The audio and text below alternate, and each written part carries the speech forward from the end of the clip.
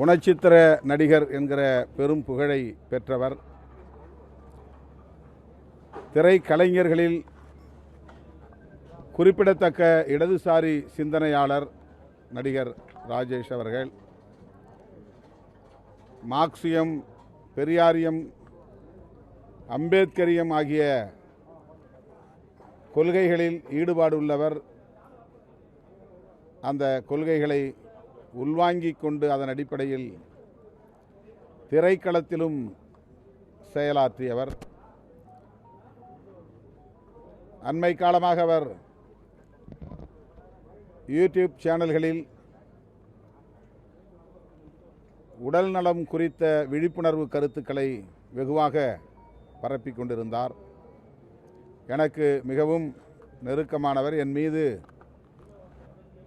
அளவு கடந்த பற்றுதலை கொண்டவர். அவ்வப்போது எனது அலுவலகம் தேடி வந்து எனக்கு அறிவுரைகளை வழங்கியவர். உடல்நலத்தை எவ்வாறு பாதுகாத்து கொள்ள வேண்டும் என்பது குறித்து. அத்துடன் குடிநீர் தொடர்பான விழிப்புணர்வும் அவரிடத்தில் மேலோங்கி இருந்தது. அந்த குடிநீரையும் எனக்கு அவர் அறிமுகப்படுத்தினார்.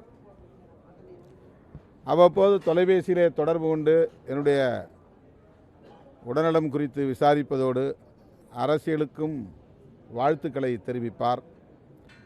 நான் எழுதிய அமைப்பாய் திரள்வோம் நூலை அவரே வந்து வாங்கி சென்று படித்தார், பாராட்டியிருக்கிறார்.